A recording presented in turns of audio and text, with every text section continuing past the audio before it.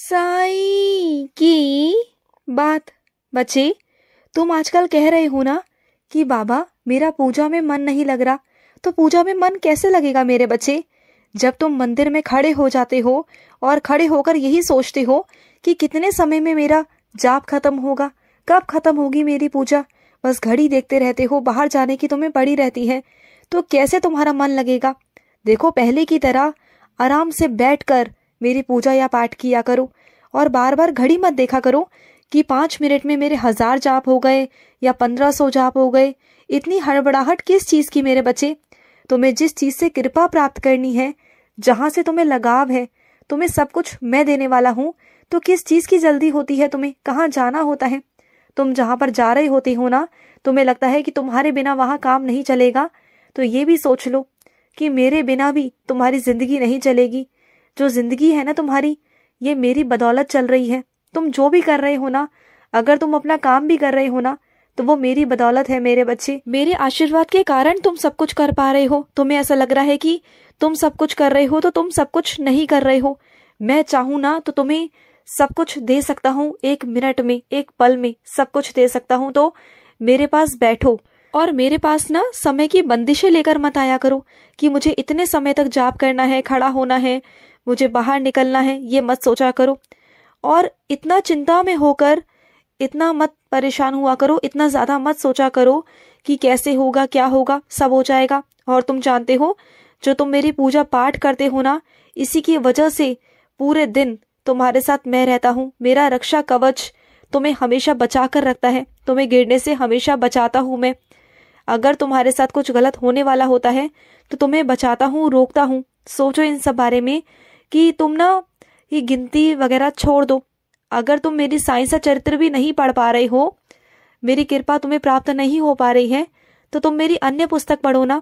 ऐसी बात नहीं कि तुम्हें साइंस चरित्र पढ़ने से ही कृपा प्राप्त होगी। अगर तुम मेरी अन्य पुस्तक पढ़ोगे, उसमें मेरा नाम आएगा, तब भी मेरी कृपा उतनी ही प्राप्त होगी जितनी मेरी साइंस चरित्र पढ़ने से होती है मेरे बच्चे। तो चिंता की कोई बात नहीं है। और सुनो, और मुझे खुशी है मेरे बच्चे इस बात की कि मैंने तुमसे जो भी करने को कहा, तुमने उस कार्य में देरी नहीं लगाई, तुमने उस काम को फटाफट से खत्म करा। मुझे बहुत अच्छा लगा मेरे बच्चे। और सुनो, अगर कोई मजबूर होना मेरे बच्चे, तो उसकी मदद जरूर करना, उसका भला करना। अगर तुम उसकी मदद करोगे तो मैं तुम्हारी मदद करूंगा, और इससे पता है क्या होगा? तुम्हारे भविष्य में अच्छे कर्म होंगे, तुम्हारे भविष्य के अच्छे कर्म तैयार होंगे, मेरा आशीर्वाद मिलेगा तुम्हें। अगर मैं तुमसे कोई सेवा करवाता हूँ तो इसके पीछे भी कुछ कारण होते हैं, क्योंकि मैं तुम्हारे कर्मों को अच्छे से अच्छा तैयार कर रहा होता हूँ आगे के लिए, क्योंकि मैं चाहता हूँ कि आगे चलकर तुम्हारे जीवन में तरक्की हो मेरे बच्चे।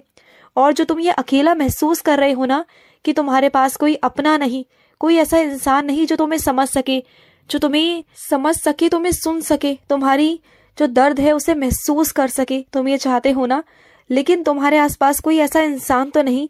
लेकिन हाँ, तुम्हारे पास तुम्हारा बाबा है, तुम्हारे पास तुम्हारे बाबा की शक्ति है, जिसे तुम हर पल हर वक्त महसूस करते हो। और तुम एक ऐसा व्यक्ति ढूंढ रहे हो जो वफादार हो मेरे बच्चे, और वो भी आएगा, आएगा वो भी। लेकिन क्या है ना मेरे बच्चे, जो इंसान अभी वफादार नहीं है, उसे अभी वफादार बना रहा हूं मैं तुम्हारे लिए। जब वो वफादार बन जाएगा ना, तो मैं उसे तुम्हारी जिंदगी में भेजूंगा, और वो तुम्हारी जिंदगी में आएगा ना, तो तुम्हें बहुत अच्छा लगेगा। क्या है ना मेरे बच्चे, मैं नहीं चाहता कि धोखेबाज लोग तुम्हारी जिंदगी में दोबारा से आए। पहले जैसे तुम रोए थे ना, तुम दोबारा से रो। मैं नहीं चाहता कि तुम्हारी जिंदगी में कोई ऐसा इंसान आए। मैं चाहता हूँ कि तुम्हारी जिंदगी में एक बहुत अच्छा इंसान आए, जो तुम्हें सच में बहुत दिल से समझे, जिसके साथ कुछ बीता हुआ हो, जो पहले से ही भुगता हुआ हो, जो तुम्हें भी अच्छे से समझ सके, तुम्हें बहुत प्यार कर सके।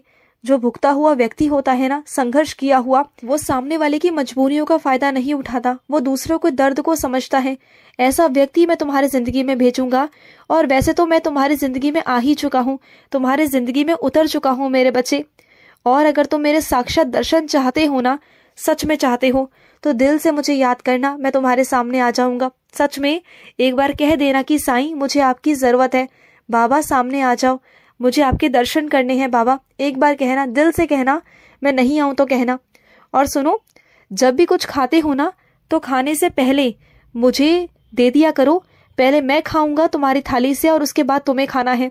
और अगर मेरे खाने के बाद भी तुम तक अगर वो खाना नहीं पहुंचता तो समझ जाना कि वो खाना तुम्हारे लिए नुकसानदायक है, तुम्हें वो नहीं खाना है और दोबारा उसके लिए प्रयास मत करना। सुन रहे हो ना?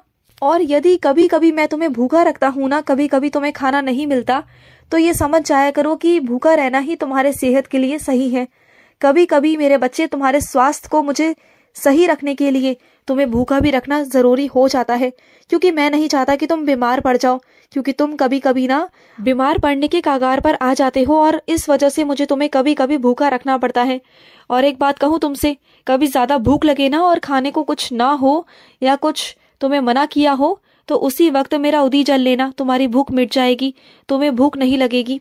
और तुमने मेरी उदी को ऐसा वैसा मत समझना। अगर तुम मेरी उदी को लगातार लोगे ना तो तुम शारीरिक, मानसिक, आर्थिक हर चीज से बच सकते हो। मेरी उदी में वो शक्ति है मेरे बच्चे जो तुम्हें हिम्मत, ताकत और तुम्हें मानसिक बुद्धि, विवेक सब देगी मेरे बच्चे। तुम्हें रास्ता दिखाएगी, तुम्हें बहुत आगे बढ़ाएगी, तुम्हें मानसिक रूप से तुम्हें सही करेगी, स्वस्थ करेगी, हष्ट पुष्ट करेगी मेरे बच्चे। तो मेरी उदी पर विश्वास किया करो। और सुनो, दिन रात कोई ऐसा इंसान है जो दिन रात बहुत मेहनत करता है, जो फटे जूते पहनता है, चप्पल पहनता है मेरे बच्चे, जैसे तैसे वो अपने घर का गुजारा कर रहा है, लेकिन उसके पास उतने पैसे नहीं कि वो सर्दी के वक्त में जूते चप्पल पहन सके या ले सके मेरे बच्चे। तो तुम उसे जूते चप्पल दिलवा देना। अगर तुम सक्षम हो तो जूते चप्पल दिलवा देना मेरे बच्चे उसे। और अगर कोई ऐसी स्त्री हो जिसे जरूरत हो तुम्हारी मदद की, उसके घर में राशन ना हो या उसके घर में कुछ पैसे रखने की कोई जगह ना हो जहां पर वो पैसों को संभाल सके, जहां जहां वो जाकर मेहनत करती है वहां वहां से पैसे लाकर वो अपने घर में कहीं रखती है और उसके पैसे चोरी हो जाते हैं, उसके ही घर का कोई सदस्य उठाकर ले जाता है। अगर तुम वो मदद कर सको उसकी कि उसके पैसे कहाँ रखने हैं, ऐसी कुछ मदद कर सको, या फिर उसके घर में तुम राशन डलवा सको ना, तो ऐसी कुछ उसकी मदद करना, क्योंकि मेरे बच्चों की मदद करना मेरी सेवा करने के समान है।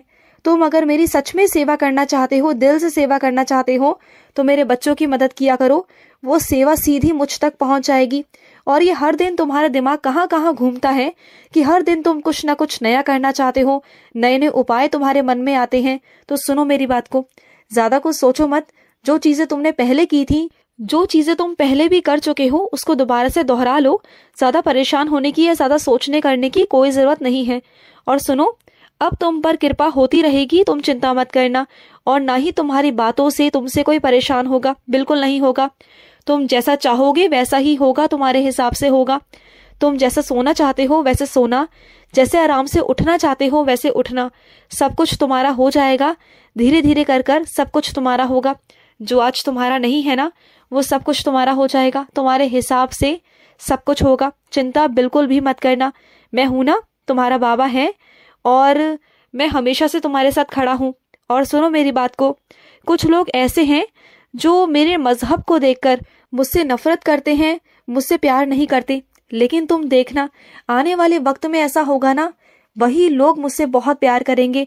शायद हो सकता है कि तुम्हारे सामने ना करें, लेकिन वही लोग मुझसे बहुत प्यार करेंगे। आज जो ये मजहब के चक्कर में रहते हैं ना, ये वही मजहब से उठकर ऊपर उठकर ना एक अच्छे इंसान बनेंगे और मेरे पास आएंगे, तुम देखना। और इनकी इच्छा भी मैं ही पूरी करूंगा। मेरे दर से ही इनकी इच्छा पूरी होगी, और ये ऐसा होगा, जरूर होगा मेरे बच्चे, तुम खुद देखना अपनी आंखों से। पर मैं इन्हें अपने दर पर आशीर्वाद दूंगा, जरूर दूंगा, क्योंकि वो कुछ गलत कर सकते हैं लेकिन मैं नहीं, क्योंकि मैं तो ब्रह्मांड नायक हूं ना। मैं अपने बच्चों के साथ गलत नहीं कर सकता, बल्कि मुझे खुशी होगी कि वो मेरे दर पर आएंगे। मुझे बहुत खुशी होगी। खुश रहो। आज का रात्रि साई संदेश समाप्त हुआ।